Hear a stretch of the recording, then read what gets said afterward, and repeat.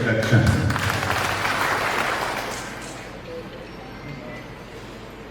Kerala Vyapari Vyavasayi Ekopana Samithy Jilla President Shri Hon'ble Kerala Vyapari Vyavasayi Samithy Sansthana President Shri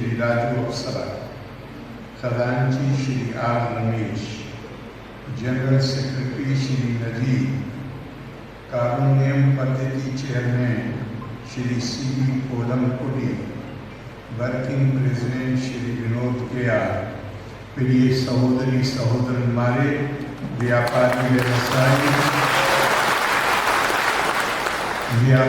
व्यवसायी सुहृത്തുക്കളെ എല്ലാവർക്കും എൻ്റെ വന്ദനം. കേരള വ്യാപാരി വ്യവസായി ഏകോപന സമിതിയുടെ കാരുണ്യം കുടുംബ സുരക്ഷാ പദ്ധതി ഉദ്ഘാടനം ചെയ്യാൻ അതിയായ സന്തോഷം ഉണ്ട്. വ്യാപാരികളുടെ അവകാശങ്ങൾ സംരക്ഷിക്കാനും പ്രശ്നങ്ങൾ പരിഹരിക്കാനും വേണ്ടി ആരംഭിച്ച വ്യാപാരി വ്യവസായി സമിതി ഇന്ന് സംസ്ഥാനത്തെ പ്രമുഖ സംഘടന ആണ്. जाति मता राष्ट्रीय चिंताकൾക്ക് अतीतम आई प्रवर्तिचे सामूहिक प्रतिबद्धता पालिपुക എന്ന സമിതിയുടെ ലക്ഷ്യം അഭിനന്ദനം അർഹിക്കുന്നു. കാരുണ്യം കുടുംബ സുരക്ഷാ പദ്ധതിയിലൂടെ സഹായം നൽകാനുള്ള തീരുമാനം വളരെ ഉചിതം ആണ്. പ്രകൃതി ഭംഗി കൊണ്ട് അനുഗ്രഹീതം ആയ തുളുപ്പടിയിൽ എൻ്റെ ആദ്യ സന്ദർശനം ആണ്. ഇവിടെ വരാനും നിങ്ങളെ എല്ലാം കാണാനും സാധിച്ചതിൽ സന്തോഷം ഉണ്ട്. വ്യാപാരത്തിനും വ്യവസായത്തിനും സഹായകമായ അന്തരീക്ഷം ഉറപ്പാക്കാൻ രാജ്യ പല പദ്ധതികളും നടപ്പാക്കി വരുന്നു. അതിൻ്റെ ഭാഗമായി കേരളം എടുത്ത നടപടികൾ നിങ്ങൾക്ക് സഹായകം ആകും എന്ന് വിശ്വസിക്കുന്നു. വ്യവസായത്തിൻ്റെ ലക്ഷ്യം ലാഭം മാത്രമല്ല, സാമൂഹിക പുരോഗതി കൂടി ആണ്. അതിനാൽ നിങ്ങളുടെ ഓരോ പരിവർത്തനവും സാമൂഹിക നന്മയ്ക്ക് കാരണം ആകട്ടെ എന്ന് ആശംസിക്കുന്നു.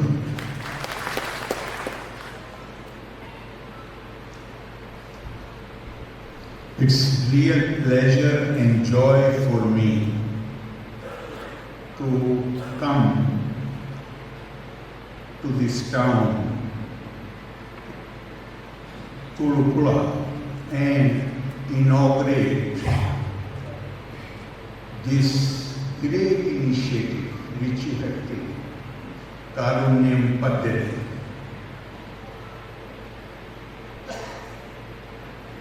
Kaarunyam, this is a very important word, Karuna. Our former president, Dr. Sarvapalli Radhakrishnan, has written that if you want to live a civilized existence, it is absolutely essential to cultivate the quality of compassion, that is karuna, empathy. What is the difference between human beings, the civilized society and the forest? You live in an area near the forest.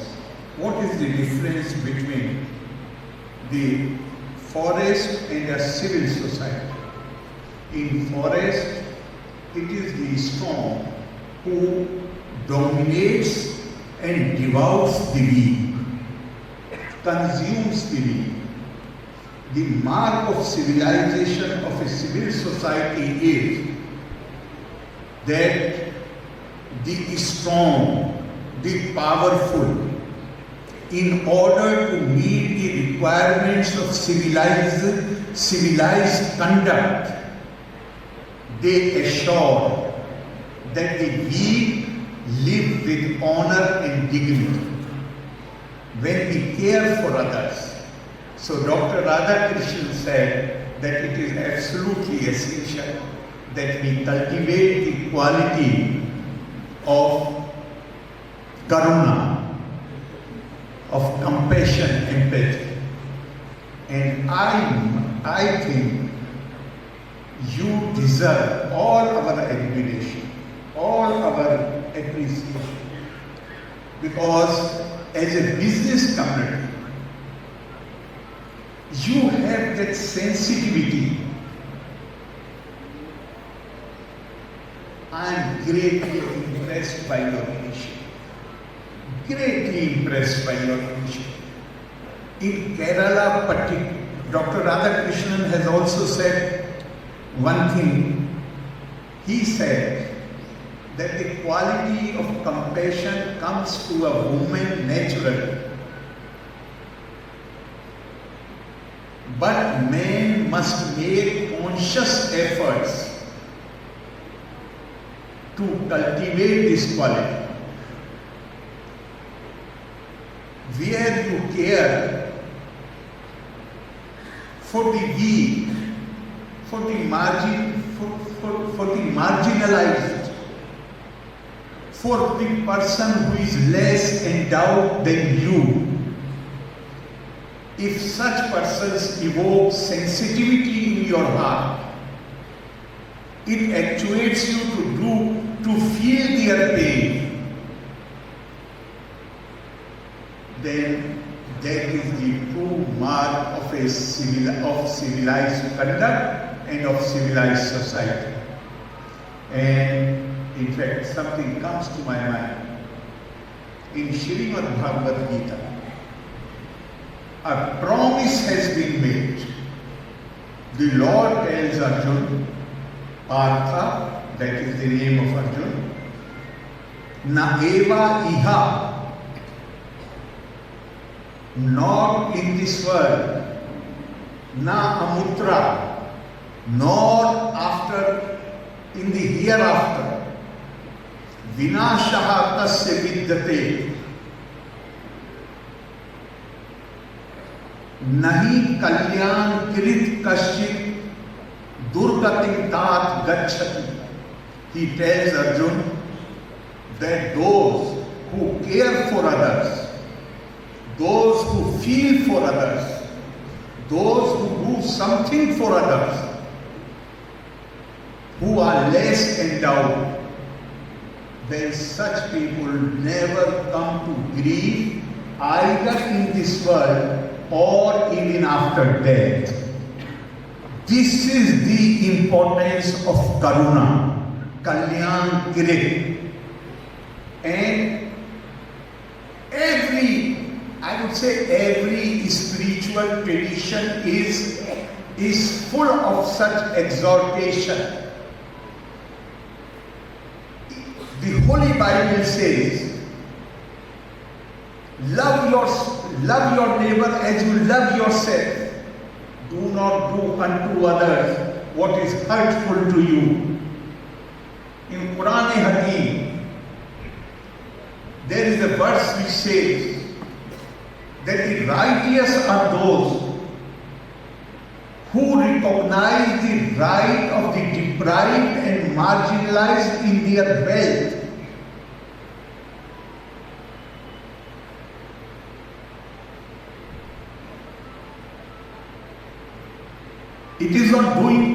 It doesn't say that you are doing any favor to anybody.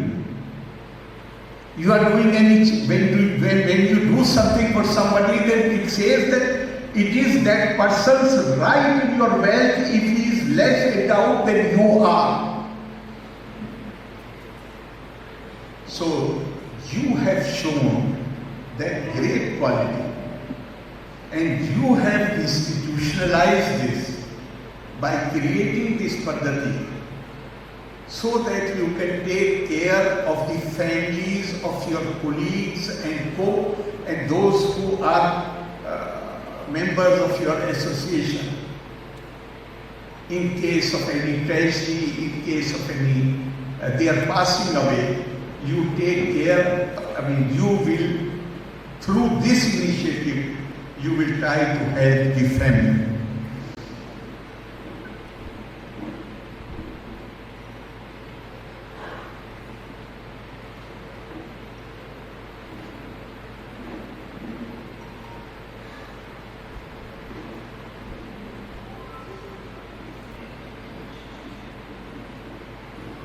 In India, and not just in India, I would say that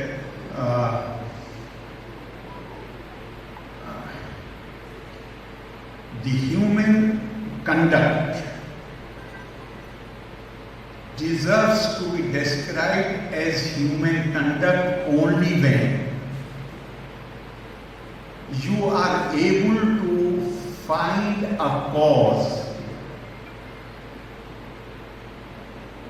which you consider greater than yourself,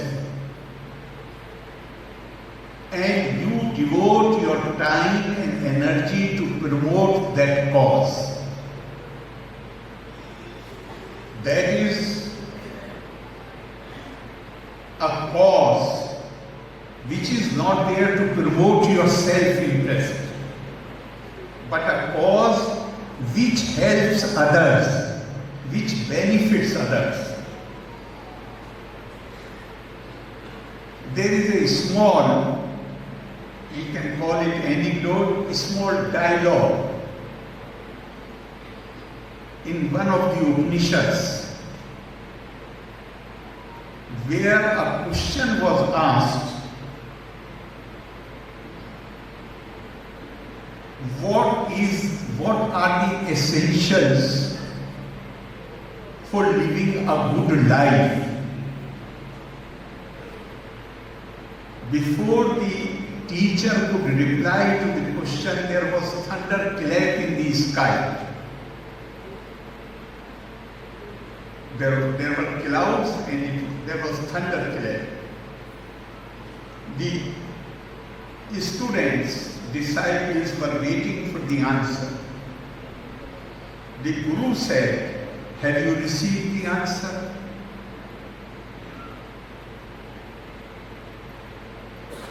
They said, "Sir, you have not spoken so far." He said, "No, the answer has come from above, from these heavens." They were surprised, and then he explained. Tat deva vesha bhagmu vadati istana yitnu da iti daniyat datta dayadvamiti. He said there are three essentials if you want to live a good life, a happy life, a purposeful life. And what are these three principles? He said they are the thunder clap, da. The first da is daniyat. The basic requirement of a civilized conduct is to keep your sense organs under control, which is called indriya nigra, which also means respecting the boundaries, respecting the maryada, respecting the law, respecting the order, respecting the rules. Howsoever powerful you may be, there is a legal maxim, be you ever so high, the law is above you. Rule of law society means individuals cannot be above the law. Law has be you ever so high, law is above you. Everyone will have. If people rest with authority for a brief period of time, certainly they have authority, they have been elected, but they do not have the right to break the law, to violate the law. Everybody in a rule of society is accountable to law. There is accountability for everybody. And that is the reason why, Lord Ram is the Indians believe him to be Avatar not because he was ruler of Ayodhya, but as a ruler, as a student, as a dweller of the forest, he always upheld the law. Law is, as I said earlier, be you ever so high, law is above. So, Damiyat means I shall respect the boundaries which are laid down by the law, by the morality. For instance, I tell you, as Governor of Kerala, I have taken the oath not only to preserve, defend and protect the Constitution of India, and this oath, the wordings of the oath, they are specific to President of India and governors alone. So the oath is to protect, preserve and defend the Constitution of India. And there is the second part. And second part is, I shall protect and promote the interests of people of Kerala to the best of my ability. Now you tell me, if I see something happening, I go to Delhi, I am traveling by flight or by train, and I meet young Kerala students, young men from Kerala in Delhi. This question has been bothering me since long. When I asked them, Azhar, it is very good you have come to Delhi and you are studying here. But tell me one thing, what prompted you not to pursue higher studies in Kerala and why you came to Delhi? You must be happy to know. I do not feel bad about it. I am very happy that the number of Kerala students in our national institutions is much larger, rather disproportionate to the population of Kerala. Why? Because Kerala students are very talented. I have no doubt that Kerala is a human resource rich state. The Keralites are serving not only Kerala and various states of India, they are serving today almost every country in the world. So Kerala is a human resource rich state. So there is nothing wrong if you come to Delhi, but I want to ask you, what made you to leave your home? We have universities back in Kerala. What made you leave Kerala and come to Delhi? Then most of the 99% of the time the reply which comes is, sir, if I join a course in Kerala, 4-year duration course, the minimum time it will take me to pass the course will be 5.5 years. Why? Sir, because of the activities of the wings of the political parties which are working in the university, every day they call for Bhavan. So they run away from Kerala because he says that at least I am able to save 1.5 years. Why? Why students who are studying in Kerala should suffer this loss of 1.5 years? Only because these small organizations, and look at their antecedents.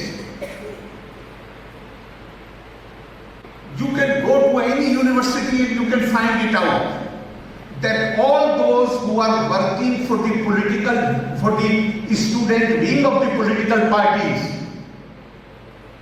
they are living in the university for 9 years, 10 years, 12 years, and they have been allowed to stay in the hostels. And the particular areas in the hostels where they live, even the university authorities do not dare go there after in the evening. Why this? Because the day you feel that because I am associated with this organization or this party and I do not need to respect the law, that is the collapse of law and order. Who is enabling it? This is a question. If we really want to fight these evils, then we have to think about it. We cannot take a neutral stance. So then secondly, I stayed a bit. I was referring to that dialogue inauguration. And the second thing he said was, the second da is datta. Datta is to give, to help somebody, to care for somebody. It is not only money. You can even your words can be a great consolation for somebody who is distressed or who is in grief. So have that. That is the second most important thing if you want to live a good life. And third is Daya Dhvamiti. Third is Daya Dhvamiti, which is Daya. Kindness. So the second Datta is when you share what you have been blessed with those who are less endowed. And the third Daya is when you are ready to share the pain of others. Again, I would like to say that I am so happy, so pleased that the Vyavasayi and Vyapari Association of Kerala has taken this great initiative. It will help not only the families of their deceased members, but I believe it will inspire others also to do the same thing. Let me also clarify one thing.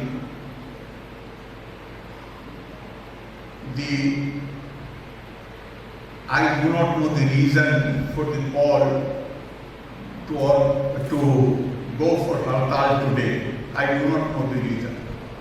But I have been told that the complaint is that I have not signed the land assignment bill. Land assignment. I have already said yesterday, we received so many petitions against this bill which has been passed by the Assembly. Immediately we sent the bills to the government for their remarks, for their comments.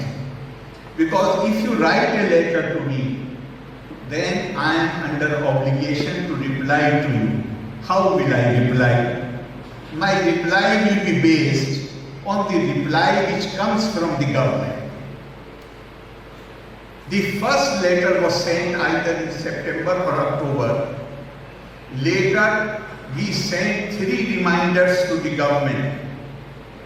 So far, no response has come from the government. Now, who is to be blamed? I am not a rubber stamp. I have said it repeatedly. If something comes, I have already told you, I have a duty to uphold the constitutional law, and I also have a duty to see that the interest and welfare of the people of Kerala is not compromised by anybody. That is also my duty. But some people are used to bully tactics, pressure tactics. We have seen it. There is a history. These things, Honorable President referred to the time when I was in the central government. When I resigned from the government, I was just 35 years old. When I resigned from the government. And this is nothing. In 85, 86, 87, I faced real threats. 5 attempts were made on my life. And the last one in 90 had almost succeeded. My head was split. They had used an iron rod. So now they said, do you feel threatened? I said, I did not feel threatened when I was 35 years old. Now my age is, I've already completed 72, more than the national average. So I am living on borrowed times. If I was not scared when I was 35, very young, why I should be scared now? I am not scared. This is not possible. Not only me, anybody in a rule of society, in a democracy, no, you must use the force of the argument, not argument of force. That cannot be tolerated. That goes against the grain of rule of law. That goes against the grain of democratic function. Yes, argument, force of argument is welcome. Power of argument is welcome. But argument of power, we will not allow you, we will do this, we will block up. These things are not going to work in a rule of law society. They cannot work. And I can say only one thing.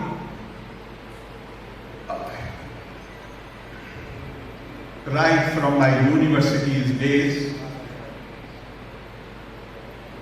I have lived a public life. I can assure you that whatever duties I have to perform, whatever functions, it is my constitutional obligation to perform. The only consideration, as far as I am concerned, there is no question of ego, there is no question of standing on prestige. Absolutely none. I am a public servant. I cannot allow my ego to dictate me. Not possible. But on one thing, there is no question of any compromise, and that is law and rules will not be allowed to be bent to serve the interests of particular individuals who belong to certain political dispensations. That cannot be allowed. And the interest, the welfare of the Kerala people, ordinary people, will be uppermost in my mind while discharging my duties. That is the only thing I can say to you. Loka samasta sukhino bhavantu, valle nanni, jai hind.